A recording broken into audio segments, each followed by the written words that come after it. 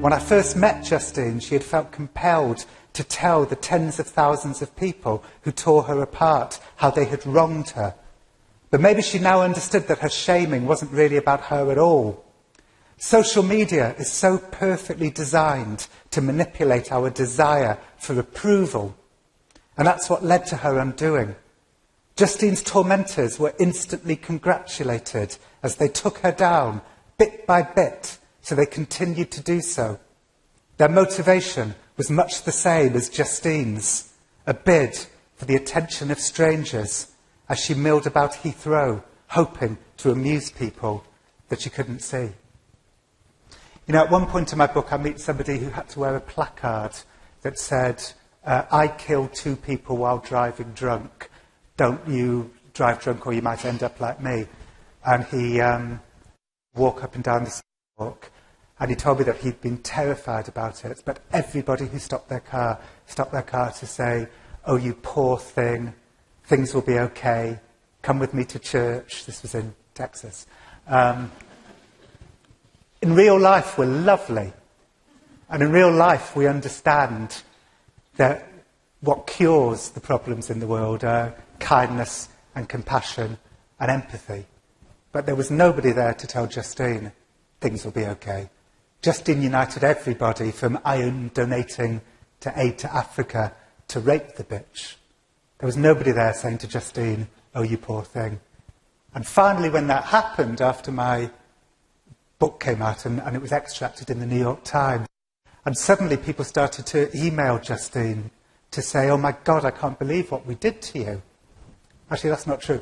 Nobody emailed Justine to say, oh my God, I can't believe what we did to you. But lots of people emailed her to say, oh my God, I can't believe what those people did to you. And Justine emailed me to say, I am so pleased that you told my story. Because there's few things more traumatizing, mental health mangling, than being told by society, you are worthless, get out. And there's few things more healing than being brought back in with empathy and compassion and kindness. The same thing happened to me, by the way. Lots of people said to me, the way you told Justine's story was so compassionate. And then there was a backlash, and people started to write, what racist is Ronson going to be putting his cape on for next? And somebody wrote, I didn't reply to any of them because you reply to anybody in that situation and it's just more evidence for the prosecution. So I had to do the counterintuitive thing. The last thing we want to do as human beings, because we're communicators, we want to say, no, you've got me all wrong. But what you have to do in that situation is just shut the fuck up. So that's what I did. I shut the hell up. And my favourite bit in that moment was somebody said, why is Jon Ronson not replying to any of us? And somebody else wrote, because Jon Ronson only replies to men. I wanted to say, honestly, I'm like a eunuch. I'm like a eunuch from Game of Thrones. I am sexless. But I stayed silent and that went away. But still, to this day, I'm getting 2 or 3 waves of shaming.